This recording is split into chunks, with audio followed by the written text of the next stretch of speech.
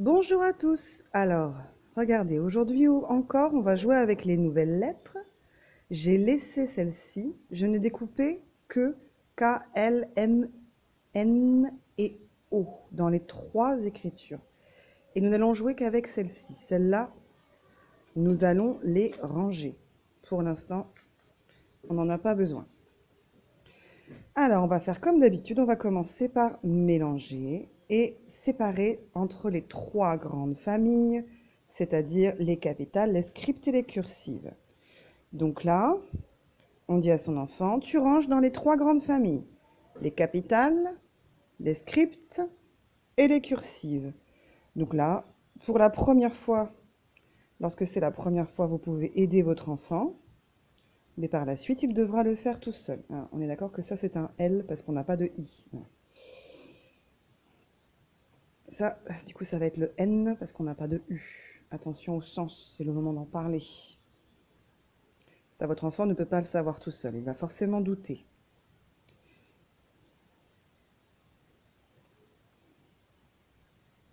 Ça, c'est le petit O. Hop, hop. Donc, c'est le moment de parler des lettres. Tiens, oui, tu as raison, ça ressemble à un U, mais ici, nous n'avons pas de U. Donc, c'est un N. Dans l'autre sens. Tiens, tu as raison, ça ressemble à un I. Mais ici, nous n'avons pas de I, donc c'est le L en script. Et le O, c'est le plus petit qui va parmi les scripts. Donc voilà, les capitales, les scripts, les cursives. Donc parents, c'est le moment de faire pause. Vous faites faire à votre enfant, une première fois en aidant, en parlant, puis après, en laissant faire tout seul. Puis, on re-range dans l'ordre alphabétique. Donc on peut chanter l'alphabet, on peut s'aider grâce à ça. Et puis, si jamais c'est difficile, parce que ça c'est difficile de partir du milieu de l'alphabet, L, M, N, O, K, L, M, N, O, on peut aider son enfant, bien sûr. Ensuite, là, on va chercher à mettre les scripts dans le même ordre, en dessous des capitales. Là, à nouveau, ça ne va pas être facile. On peut aider son enfant d'abord. Cherche-moi le K, voilà, le L, le M, le N et le O. Si la première fois, l'enfant n'y est pas arrivé tout seul, vous l'aidez pour la première fois, puis vous laissez recommencer. Voilà. On peut parler des ressemblances aussi. Le K, quand même, là, il se ressemble, un peu moins. Le L, etc. Là, on a quand même des lettres qui vont se ressembler un petit peu d'une écriture à l'autre. C'est le moment d'en parler avec votre enfant. Ensuite, on peut dire, montre-moi le M en capitale. Le voilà. Montre-moi le M en cursive. Le voilà. Montre-moi le K en script, etc., etc., etc. Donc là, on a fait ce qu'on appelle le vocabulaire passif. C'est vous qui dites le nom de la lettre, c'est l'enfant qui la montre.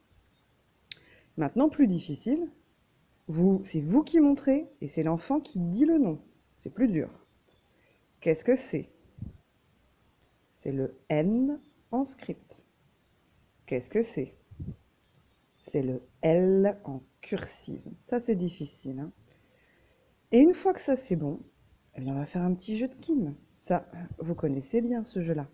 Et je sais que vous aimez bien. Donc on dit, ferme tes yeux, ne triche pas. Lorsque l'enfant a fermé ses yeux sans tricher, on retire une lettre, toujours bien rangée parce que c'est plus facile. Ouvre tes yeux. Qu'est-ce qui manque? Il manque le M en script. C'est bien ça? Oui, c'est bien ça. Et après, on peut échanger, on peut jouer avec les autres personnes de la famille, etc., etc. Et même si tout ça, c'est beaucoup trop facile, moi je pense que ce sera difficile, mais si jamais c'est trop facile, on peut mélanger les lettres. Là, ça devient dur. Parce que là, le fait qu'elles soient rangées les unes en dessous des autres, ça aide. Surtout pour celles-ci qu'ils connaissent moins bien. Si vous commencez à mélanger les lettres, là, et que votre enfant y arrive, c'est qu'il est super fort. C'est qu'il ou elle est super fort. Mais si ça fonctionne, vous pouvez le faire. Voilà. Bon courage. Amusez-vous bien.